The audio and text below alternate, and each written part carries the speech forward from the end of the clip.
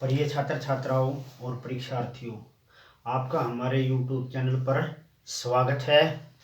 आप देख सकते हैं कि हमारा YouTube कलम सिंह बिसला मेहंदा नाम से आप इसको देख सकते हैं और अधिक से अधिक इसको सब्सक्राइब करें, शेयर करें और इसको लाइक करें।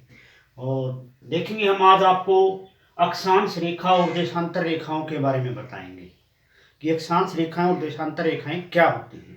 देखिए, जो अक्षांश रेखाएं हैं इनको अंग्रेजी में लैटिट्यूड कहा जाता है और देशांतर रेखाओं को अंग्रेजी में लॉन्गिट्यूड बोला जाता है। इनके बारे में अध्ययन करेंगे, लेकिन उससे पहले हम देखेंगे कि कई लोग समझते हैं कि आखिर ये होता क्या है। लेकिन हम अपने वीडियो के माध्यम से बिल्कुल आपको बहुत ही आसान तरीके से समझाने वाले हैं कि ये जो हैं ये काल्पनिक रेखाएं होती हैं पृथ्वी के ऊपर। इनके द्वारा जैसे हवाई जहाज़ों की यात्रा करने में सहायता करती हैं, किसी देश को जानने में, किसी भू क्षेत्र, पर्वत, नदी, वन या किसी देश की सीमाओं का निर्धारण करती हैं कि भी कौन सा देश किस रेखा से कहाँ तक फैला हुआ है। इस प्रकार की बातें हम अगले वीडियो में बताएंगे, लेकिन आज हम एक बार इनके बारे में अध्ययन कर लेते हैं कि पृथ्वी के ऊपर इनका विस्तार कहाँ और कैसे होता है। जैसे हम देख सकते हैं ग्लोब है, ये देखिए ये ग्लोब क्या है। सबसे पहले हम आपको बताएंगे कि ये पृथ्वी का एक शुद्ध मॉडल है, यानी प्रतिरूप है, जिसे हम देख के समझ सकते हैं कि पृथ्वी क्या है। पृथ्वी के बारे में लोगों की अवधारणा होती है कि ऊपर से वो समतल होगी, ऐसा नहीं है। पृथ्वी बिल्कुल इस ग्लोब की तरह है, गोल है और अपनी अक्ष के ऊपर झुकी हुई है, यानी 66 से 2 डिग्री के कोण पर ऐसे टेढ़ी है, झुकी है। झुकी है तो इसके ऊपर दिन रात संभव है, यदि झुकी नहीं होगी तो दिन रात नहीं बन सकते। कई लोग सोचते हैं कि ऐसा क्यों है। देखिएगा, ये झुका हुआ भाग है और ये उठा हुआ भाग है। जब ये उठा हुआ भाग सूर्य की तरफ होता है, जैसे मैं आपको बता सकता हूं कि सूर्य किरणें ऐसे सीधी आती हैं ऐसे, और इसके ऊपर ऐसे सूर्य की किरणें जाएंगी ऊपर के भाग पर ऐसे, तो इसके ऊपर प्रकाश रहेगा और नीचे के भाग के ऊपर से गुजर जाएंगे ऐसे, तो यहां पर अंधेरा होगा, इसलिए वहां भाग में रात होती है। और अगली बार ये क्या होगा, पृथ्वी गति करती है, यानी पश्चिम दिशा से पूर्व की तरफ ये देखिए ऐसे घूमती है ये। तो फिर क्या होता है, अगले 12 घंटे में जो नीचे का भाग है वो उठ करके ऊपर आ जाता है सूर्य के सामने ऐसे, और उस भाग पे दिन हो जाता है और नीचे वाले भाग इसके ऊपर को सूर्य की किरणें ऐसे गुजर जाती हैं तो उस भाग में अंधेरा होता है। इस प्रकार इस पे दिन रात संभव है। ये गति करती है, 2 प्रकार की गतियां करती है पृथ्वी, यानी एक तो करती है घूर्णन गति। घूर्णन गति का मतलब क्या होता है, इसको दैनिक गति बोलते हैं, यानी ये पश्चिम दिशा से लेकर के ऐसे पूर्व की तरफ यूं घूमती है अपने ही अक्ष के ऊपर। पृथ्वी की 2 गतियां हैं, यानी एक तो अपने ही अक्ष पे घूमती है और दूसरा है परिक्रमण गति करती है, यानी सूर्य के चारों तरफ ऐसे घूम के आती है, यानी अपने अक्ष पे ऐसे भी घूमती हुई चलती है और मैंने हाथ से घुमाया इसको ऐसे भी घूमती हुई चलती है। अब प्रश्न बताएंगे कि ऐसा क्या है। देखिए, ये घूर्णन गति है, जब ये अपने अक्ष के ऊपर झुकी हुई है, दिन रात बनते हैं तो ये ऐसे घूमती है। ऐसे घूमने से इसको घूर्णन गति बोलते हैं और परिभ्रमण गति भी बोलते हैं इसको, दूसरा नाम। तीसरा नाम इसका है दैनिक गति। दैनिक का मतलब प्रतिदिन अपने अक्ष पर घूमने वाली। तो इसके 3 नाम हुए, यानी घूर्णन गति, दैनिक गति और परिभ्रमण गति। इस तरह अब ये जो सूर्य के चारों तरफ देखिए ऐसे, मान लीजिए मेरा हाथ सूर्य है, ऐसे जब ये सूर्य के चारों तरफ ऐसे ये घूम के आती है तो उसको क्या बोलते हैं, उसको बोलते हैं परिक्रमण गति। परिक्रमण यानी सूर्य के चारों तरफ घूमने वाली, उसको वार्षिक गति भी कहा जाता है। वार्षिक गति क्यों कहते हैं, क्योंकि ये 1 साल में अपना चक्कर सूर्य के चारों तरफ पूरा करती है, इसलिए उसको वार्षिक गति बोलते हैं। यानी कितने दिन में पूरा करती है, सूर्य के चारों तरफ पृथ्वी ऐसे जब घूम के आती है तो 365 दिन 6 घंटे में पूरा करती है और उसी से लीप का वर्ष मिलता है। ये ऐसा हम अगले वीडियो में बताएंगे, लेकिन इसमें हम इनको संबंध रखते हैं कि जो रेखाएं होती हैं, यानी अक्षांश और देशांतर रेखाएं, यानी लैटिट्यूड और लॉन्गिट्यूड का क्या मिशन होता है। इसके ऊपर देखिए, ये पृथ्वी के इन भागों के ऊपर होती हैं सारे। इसके ऊपर तो समझा नहीं पाएंगे, लेकिन मैं आपको गेंद के द्वारा समझा देता हूं कि पृथ्वी अपने अक्ष पर झुकी हुई है तो दिन रात बनते हैं। ये देखिए, मान लीजिए ये है, सोचते हैं कि भाई पृथ्वी का जो ये गोल भाग है इसके ऊपर लोग कैसे ठहर सकते हैं। मैंने देखिए एक ही सिक्का है, मैंने इस पृथ्वी के ऊपरी भाग के ऊपर रख दिया अब कहीं ना कहीं इसके ऊपर समतल है तभी सिक्का टिका है, समतल नहीं होता तो नहीं टिकता, नीचे गिर जाता। अब आप अंदाजा लगा सकते हैं कि पृथ्वी एक कितना बड़ा गोला है, विशाल गोला, कि उसकी ऊपरी सतह समतल है, थोड़ी ही चपटी है। चपटी होने के कारण वहीं पर इतने बड़े महासागर और पृथ्वी के भाग हैं, यानी महाद्वीप है। तो इतना बड़ा गोला पृथ्वी, और ये अपने एक्स के ऊपर थोड़ी सी 66 से 2 डिग्री झुकी हुई है। जैसे मैंने आपको ग्लोब दिखा ना, ये झुका हुआ है। अब इसको सीधा करेंगे तो ये ऐसे होगा, अन्यथा ये ऐसे, देखिए। और गेंद जो है वो सीधी, लेकिन इसके ऊपर हम अक्षांश और देशांतर रेखाओं के बारे में बताएंगे कि अक्षांश और देशांतर रेखाएं इसके ऊपर कैसे होती हैं। देखिए, ये जो रेखाएं हैं ये पृथ्वी के ऊपर ऐसे बनाई जाती हैं। जैसे मैं आपको पहले तो बताऊंगा, जो लैटिट्यूड होती हैं जिनको अक्षांश रेखाएं बोलते हैं, वे इस पृथ्वी के इस भाग से गुजरती हैं। यानी ये देखिए, जैसे मैंने चौक के साथ ये निशान किया, इसके बीचों बीच ऐसे गुजरती हैं ये रेखाएं, ऐसे गुजरती हैं। मैं इसको दिखा रहा हूँ आपको, ये देख सकते हैं, ऐसे गुजरती हैं ये, इस तरह से। उस तरह से गुजरते गुजरते इनके सारे, यहाँ ये जो बीच की रेखा है इसको भूमध्य रेखा बोलते हैं। यानी कि अक्षांश जो वृत्त होते हैं, रेखाएं होती हैं, उनमें ये भूमध्य है जो पृथ्वी को 2 भागों में विभाजित करती है। 2 विभागों में कैसे विभाजित करती है, देखिए मैं आपको ऊपर पहले बता देता हूं कि जो भूमध्य रेखा है वो पृथ्वी को 2 भागों में बांट देती है। कई सोचते हैं कि भाई ये क्या है, इसको इक्वेटर बोलते हैं, भूमध्य रेखा को अंग्रेजी में इक्वेटर। ये जब बीचों बीच गुजरती है तो इसका ये ऊपर वाला भाग, ये देखिए आप इसमें मानचित्रण में, ये मैंने हाथ से ढका है, ये भाग, इसको हम क्या बोलते हैं, उत्तरी ध्रुव, यानी उत्तरी गोलार्ध। और भूमध्य रेखा से जो नीचे का पार्ट है, यहाँ सारे का सारा ये वाला, इसको बोलते हैं दक्षिणी गोलार्ध। मैं लिख सकता हूं यहाँ से लेकर के, यानी दक्षिणी गोलार्ध, हम इसको पढ़ सकते हैं ऐसे। ये देखिए, ये जो पार्ट है ये दक्षिणी गोलार्ध है। ऊपर का जो भाग है ये वाला, ये इसको हम बोलेंगे, तो इसको क्या बोलेंगे हम, इसको हम एक तरह से कह सकते हैं उत्तरी गोलार्ध। क्या कह सकते हैं, उत्तरी गोलार्ध। ये देख सकते हैं आप इसको, ये उत्तरी गोलार्ध है। ये जो भूमध्य रेखा है, ये जो बीचों बीच गुजरती हैं, ये जो रेखाएं हैं, ये आप देख सकते हैं यहाँ पर ध्यान से, इनको लैटिट्यूड यानी अक्षांश रेखा बोलते हैं। ये रेखाएं इसके ऊपर जाल के रूप में ऐसे फैली हुई हैं, दूर की दूर ऐसे इसके ऊपर जाती हुई ऊपर की तरफ ऐसे बढ़ती जाती हैं, ऊपर की तरफ ऐसे होती, और उसके अंत तो उसी प्रकार ये नीचे की तरफ आती हैं ऐसे। ये देखिए इस तरह आती हैं, ये इस तरह से आती रहती हैं, ये इस तरह से, मतलब इनकी संख्या इसके ऊपर 180 है। कितनी है, मैंने बताया कि इनकी संख्या 180 है। किसकी, लैटिट्यूड यानी अक्षांश वृत्तों की पृथ्वी के ऊपर। उसके बाद हम देख सकते हैं कि जो भूमध्य रेखा है, उस भूमध्य रेखा के कारण इसमें आधी रेखाएं ऊपर की तरफ रह जाती हैं और आधी नीचे की तरफ रह जाती हैं। यानी 90 ऊपर की तरफ रह जाती हैं और 1 कम नीचे की तरफ रह जाती हैं।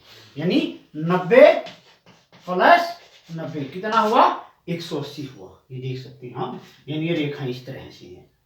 वैसे ये 79 प्लस होती हैं, यानी एक इस रेखा को जोड़ते हैं तब वो 90 बन जाती है। यानी 79 क्या होगा, 79 नहीं 89 होगा यहाँ पर, 89 यानी 89 प्लस होती है। इसका मतलब क्या है कि एक इसको जोड़ा जाता है तो ये 90 हो जाती है। यानी एक साइड में 90 रेखाएं हैं तो एक साइड में 89 हैं, तो इसको जोड़ते हैं तो उस साइड में 90, लेकिन बीच में है इसलिए इसको, लेकिन ये 180 हो जाती है इनकी संख्या। इस प्रकार से दूसरा हम देखते हैं कि जो गेंद है इसके ऊपर ये रेखाएं ऐसी हैं, यानी ये रेखाएं समानांतर प्रस्थित हैं एक दूसरे से, ये एक दूसरे को टच नहीं करती। अब ये रेखा है, इस गेंद के चारों तरफ से घूम करके ये रेखा अपने आप में ही आ मिलती है। इन देशांतर वृत्तों की मैं विशेषता बताऊंगा कि जैसे मान देखिए गेंद पे ये रेखा आई है तो ये रेखा अपने आप से ही टच हो गई है जाकर के, यानी इस रेखा ने दूसरी को स्पर्श नहीं किया, उसने उसको स्पर्श नहीं किया। इनके बीच 1-1 डिग्री की दूरी होती है, एक एक डिग्री का मतलब क्या होता है, एक एक डिग्री का मतलब होता है कि एक एक अंश पर दूर होती हैं। ऐसी कोई रेखा किसी से नहीं मिलती। इनकी विशेषताएं बताऊंगा मैं। देखिए, जो ये लैटिट्यूड यानी अक्षांश वृत्त हैं, ये एक दूसरे से मिलती नहीं, समानांतर प्रस्थित होती हैं। हम भूमध्य रेखा की तरफ आते हैं तो भूमध्य रेखा सबसे बड़ी रेखाओं में है। अगली 1 डिग्री वाली उससे छोटी होगी, उत्तर की तरफ 2 डिग्री उससे छोटी होगी, 3 उससे छोटी होगी, 4 डिग्री उससे छोटी होगी, 5 उससे छोटी। इस तरह से यहां से हम भूमध्य रेखा जो कि 0 डिग्री पर स्थित होती है, इसको 0 डिग्री बोलते हैं भूमध्य रेखा को, इसको तो इससे जब हमें जो अक्षांश रेखाएं हैं, इनमें से जब ऊपर की तरफ चढ़ते हैं, ऐसे ये ऐसे इनकी तरफ चढ़ते हैं, ऊपर की तरफ यूं जाएंगे प्रिय छात्र छात्राओं, तो क्या होता है कि वो रेखाएं एक दूसरे से छोटी होती चली जाती है, क्योंकि पृथ्वी ऊपर से ऐसे गोल होती जाती है, इसलिए ऊपर जो रेखाएं होंगी ना वो सारी की सारी छोटी होती जाएंगी। तो इसलिए हम देख सकते हैं कि सबसे बड़ी कौन सी रेखा है, अक्षांश, यानी इनमें से भूमध्य 0 डिग्री वाली। 1 डिग्री वाली उत्तर की तरफ, इसको उत्तरी ध्रुव बोलते हैं। देखिए, इसको ना उत्तरी गोलार्ध कहिए या दक्षिणी गोलार्ध कहिए, उत्तरी ध्रुव कहिए या गोलार्ध कहिए। ये उससे छोटी होती है, ये उससे छोटी होती है, ये उससे छोटी होती है। 90 वाली डिग्री पे जाकर के जो रेखा होगी वो सबसे छोटी होगी। उसी प्रकार दक्षिण की तरफ आएंगे तो इनको भी संख्यांकन क्या करते हैं इसका, 1 degree, 2 degree, 3 degree, 4 degree, 5 degree, 6 degree. नीचे की तरफ आएंगे तो जो 90 डिग्री की रेखा है यहां पर वो सबसे छोटी होगी। इनका नाम रखते हैं, इसका नाम भूमध्य रेखा है। तो उस तरफ 1 2 3 से ले जाए ना तो उसको क्या कहेंगे, इस रेखा को हम कहेंगे 1 डिग्री उत्तरी अक्षांश, 2 डिग्री उत्तरी अक्षांश, 3 डिग्री उत्तरी अक्षांश, 4 डिग्री उत्तरी अक्षांश। यानी कि नाम होते जाएंगे 90 तक।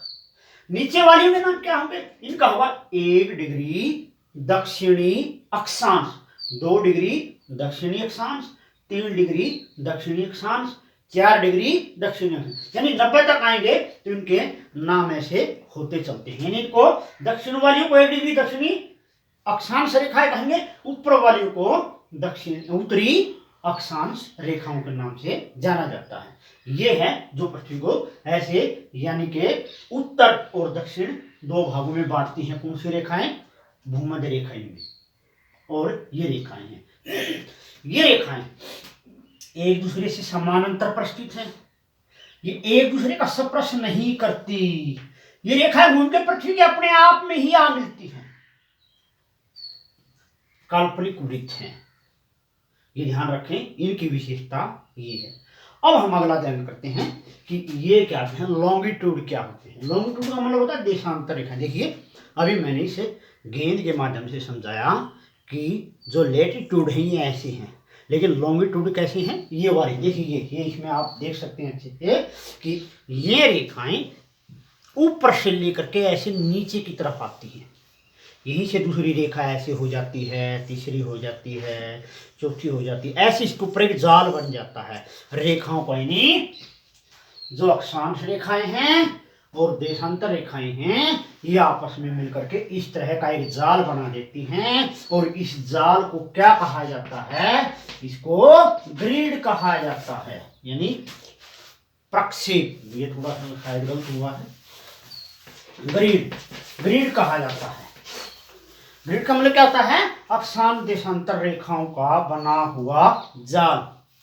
इसको क्या बोलते हैं, इसको ग्रिड बोलते हैं। ऐसे ही अब इन रेखाओं की विशेषता बताएंगे कि ये जो लॉन्गिट्यूड होती है कैसी होती है। देखिए, ये एक दूसरे से स्पर्श नहीं करती, छोटी बड़ी होती हैं, समानांतर प्रस्थित होती हैं। ये रेखा अपने आप में ही वह रेखा मिल जाती है घूम करके, लेकिन इन रेखाओं के बीच समानांतर नहीं होता। ये देखिए, ये जो रेखाएं हैं इनके बीच दूरी होती है। क्या दूरी होती है मैं बताऊंगा। मान लीजिए 1 डिग्री से दूसरी डिग्री जो रेखा है उसके बीच 111 किलोमीटर की दूरी है। कितनी है, 111 किलोमीटर की दूरी है। ये देख सकते हैं, मैंने इसको ऊपर लिख दिया है। यानी इस रेखा से इस रेखा के बीच 111 किलोमीटर, इस रेखा के बीच भी 111 किलोमीटर, इसकी भी, यानी कहने का तात्पर्य है सभी रेखाओं के बीच 111 किलोमीटर की दूरी होती है। ये ध्यान रखने वाली बात है। ये रेखाएं हैं, इनके अंदर अलग अलग दूरियां होती है। जैसे मैंने आपको बताया कि इनके बीच में देखेंगे ना, ये दो रेखाएं हैं, इनके बीच में जब हम ध्यान करते हैं यहां से यहां, बिल्कुल जो भूमध्य रेखा है इसके बीच यदि हम ध्यान करते हैं, इसके बिल्कुल पृथ्वी के बीच के भाग में, तो इनके बीच दूरी जो है वो 111.32 किलोमीटर है। देखिए 111.32 किलोमीटर दूरी है इसके बीच, इन रेखाओं के बिल्कुल मध्य में, बिल्कुल बीच में मैंने बताया है। लेकिन जब इन रेखाओं के बीच से हम ऊपर की तरफ जाते हैं ऐसे ऐसे ऐसे, तो इनके बीच की दूरियां कम होती चली जाती हैं। जैसे कैसे चली जाती हैं, अभी यहाँ 111 किलोमीटर है, आगे जाकर के वो 99 किलोमीटर हो जाएगी, उससे आगे जाके 80 हो जाएगी, कहीं वो दूरी 70 किलोमीटर हो जाएगी, कहीं 50 हो जाएगी, कहीं 40 हो जाएगी, कहीं वो 10 किलोमीटर हो जाएगी। और आते आते बिल्कुल जो ऊपर का केंद्र बिंदु है, यहाँ पर आकर के ये रेखाएं एक दूसरे में मिल जाती हैं। जैसे मैं गेंद के ऊपर दिखा सकता हूँ, अभी मैंने इसके बिल्कुल ऊपर वाले छोर पे गेंद खींची तो नीचे आकर के ये इसमें मिल गई पॉइंट पे। यहीं से दूसरी रेखा शुरू हो गई, यहाँ से फिर तीसरी रेखा शुरू हो गई, चौथी रेखा शुरू हो गई। इस प्रकार से ये रेखाएं जो हैं एक दूसरे से मिल जाती हैं। अब इसमें देख सकते हैं यहाँ मिली हुई है, ऊपर से चली ये रेखा, इस रेखा ने आकर के यहाँ एक दूसरे से टच कर दिया, दूसरी ने टच कर दिया, तीसरी ने टच कर दिया, ये आपस में एक दूसरे से मिली हुई है। इनकी संख्या कितनी है, इनकी संख्या 360 है, यानी जो देशांतर यानी लॉन्गिट्यूड है उनकी संख्या 360 है। जैसे पृथ्वी को एक रेखा भूमध्य रेखा दो भागों में बांटती है, ऐसे उत्तरी ध्रुव दक्षिणी ध्रुव, उसी प्रकार इनमें भी एक प्रधान रेखा है मध्य 0 डिग्री पर। जैसे भूमध्य 0 डिग्री पर है ना, उसी प्रकार इनमें भी एक 0 डिग्री पर होती है, ऐसे ए यहाँ 0 डिग्री, 0 डिग्री वाली रेखा है, उसको क्या बोलते हैं, ग्रीनविच, ग्रीनविच रेखा कहा जाता है।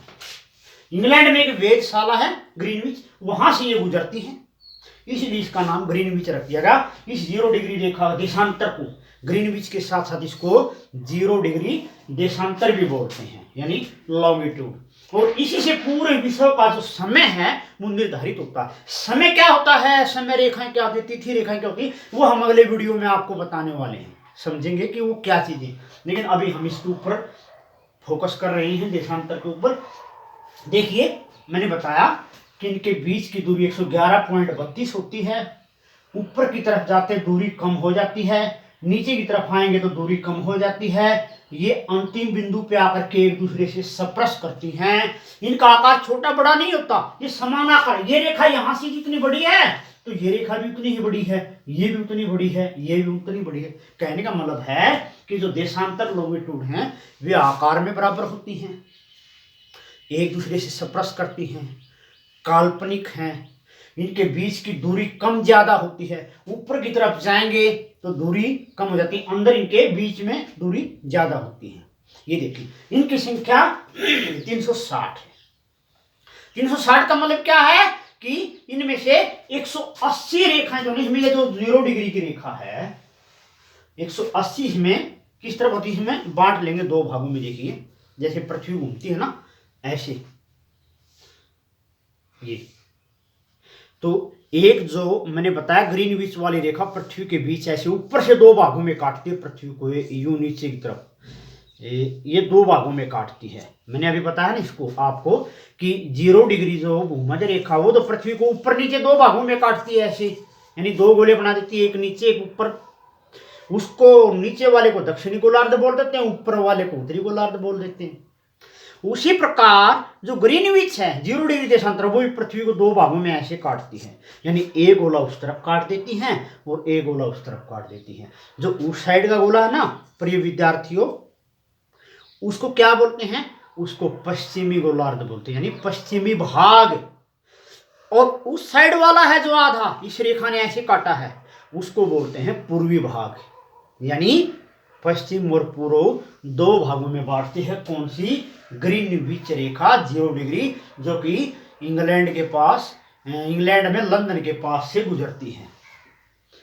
ठीक है, ये रेखा ये इस प्रकार से इसको काटती है। ये सारी दोनों रेखाएं मिलकर के फिर यहाँ पर जाल का निर्माण करती है। मैंने बताया ना कि अब देखिए, अब ये 0 डिग्री ग्रीनविच है।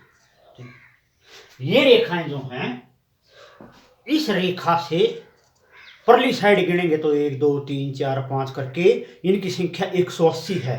किसकी तरफ? पूर्व की तरफ। इनकी यहां से फिर पश्चिम की तरफ गिनते हैं तो भी 180 है। 180 और 180 कितना हुआ? 360 हुआ। ये आप इसमें देख सकते हैं। ये आप इसको समझ में आएगा अच्छे से कि ये कैसे हैं, क्यों हैं, किस तरह से हैं। इस तरह से ये समझ में आया ना। तो अब मैं देखिए एक और बात बताता हूं आपको कि ये जो इस तरफ की रेखाएं हैं, इन्हीं की तरह इनके नाम भी हैं। क्या नाम है? जैसे मान लीजिए हमने इसको ये वाली रेखा है, मान लीजिए ये वाली, मैंने इसको लिख दिया यहाँ। देखिए, इसको हमने 0 डिग्री ग्रीनविच देशांतर मान लिया है इसको, यानी लॉन्गिट्यूड मान लिया हमने। अब सवाल है कि इससे उस साइड में कितनी रह गई? 180। देखिए 180 रेखाएं उस तरफ हैं, 180 रेखाएं यहां से इस तरफ हैं। तो इनके नाम क्या हैं? मैंने अभी को बताया कि उसको पूर्व बोलते हैं, इस रेखा से परले भाग को। इस रेखा से इस तरफ के भाग को क्या बोलते हैं? पश्चिम। अभी इस 0 डिग्री से आगे जो रेखा आई है एक, इसका नाम क्या रखेंगे? इसका नाम रखेंगे 0 डिग्री पूर्वी देशांतर। अगली का नाम रखेंगे 2 डिग्री, यानी इसका 0 डिग्री है, पूर्वी नहीं कहेंगे, 0 नहीं, इसको 1 डिग्री पूर्वी देशांतर। 2 वाली को 2 पूर्वी यानी डिग्री पूर्वी देशांतर। 3 वाली को 3 डिग्री पूर्वी देशांतर। ऐसे इनके नाम रखेंगे। इस प्रकार 180 हो जाएंगे जाकर के। लास्ट 180 को क्या कहेंगे? लास्ट 180 को कहेंगे 180 डिग्री पूर्वी देशांतर।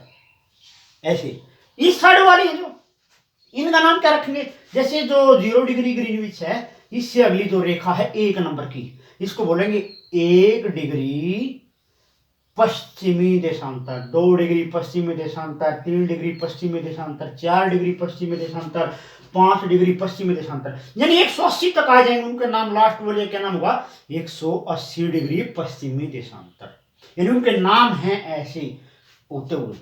लेकिन ये रेखाएं आकार में बराबर होती हैं, छोटी बड़ी नहीं होती, समानांतर पर नहीं होती। लेकिन ये समानांतर पर होती हैं, आकार में छोटी बड़ी होती हैं। पृथ्वी के ऊपर 5 रेखाएं मेजर रेखाएं हैं, यानी मेजर सर्कल यानी कह सकते हैं जिनको, वो है कौन सी हैं? 0 डिग्री भूमध्य रेखा मेजर है, फिर कर्क रेखा है। इनके कोण कैसे बनेंगे? देखिए, ये 0 डिग्री पर है, यहाँ भूमध्य रेखा। फिर उसके बाद जो भूमध्य रेखा है, इसको क्या कहा जाता है? इसको इक्वेटर बोलते हैं अंग्रेजी में। भूमध्य रेखा को इक्वेटर कहा जाता है। ठीक है। और ये जो है 0 डिग्री, यहां से हम उत्तर की तरफ जाएंगे तो यहाँ पर 23 से 1/2 डिग्री बन जाती है। 23 से 1/2 डिग्री के ऊपर जो रेखा है, उसका नाम क्या है? कर्क रेखा। यही कर्क रेखा जो भारत के बीचों बीच गुजरती है। उसके बाद फिर नीचे की तरफ आएंगे तो ये भी 23 से 1/2 डिग्री है। 23 से 1/2 डिग्री। इसका नाम क्या है? इसका नाम मकर रेखा है। हम आपको बता सकते हैं इसमें। देखिए, जो कर्क रेखा, इसको ट्रॉपिक कहा जाता है अंग्रेजी में, और जो मकर रेखा है इसको कैप्रिकॉर्न कहा जाता है अंग्रेजी में। इसको आर्कटिक ही बोला जाता है। और अंटार्कटिक रेखा है नीचे वाली, ये देखिए, ये 66 से 1/2 डिग्री दक्षिणी गोलार्ध में है। ये इसको अंटार्कटिक बोलते हैं। कर्क रेखा है, मकर रेखा है, इसको 23 से 1/2 डिग्री दक्षिणी गोलार्ध में बोलते हैं। और जो कर्क रेखा है 23 से 1/2 डिग्री उत्तरी गोलार्ध में है। और जो आर्कटिक रेखा है ये भी 66 से 1/2 डिग्री उत्तरी गोलार्ध में है। हम इसको देख सकते हैं यहाँ पर, ये यहाँ है। ये 5 मेजर लाइनें या मेजर सर्कल हैं, यानी भूमध्य रेखा 0 डिग्री, कर्क रेखा 23 से 1/2 डिग्री दक्षिणी गोलार्ध, आर्कटिक रेखा 66 से 2 डिग्री उत्तरी गोलार्ध और मकर रेखा 23 से 2 डिग्री दक्षिणी गोलार्ध। अंटार्कटिक रेखा 66 से 2 डिग्री दक्षिणी गोलार्ध। तो इस प्रकार आपको अक्षांश देशांतर रेखाओं का समझ में आया होगा कि भी क्या होता है, इनके बारे में टाइम जोन है वो क्या है, किस तरह उनके बारे में अगले वीडियो में आपको बताएंगे। दिन रात क्या आप कैसे बनते हैं, और उष्ण कटिबंध क्या होते हैं, शीत कटिबंध क्या होते हैं, शीतोष्ण कटिबंध क्या होते हैं, वो अगले वीडियो में बनाएंगे। वीडियो को कलम सिंह बिस्ला मेहंदा नाम से अधिक सब्सक्राइब करें और इसको अधिक से अधिक शेयर करें। धन्यवाद।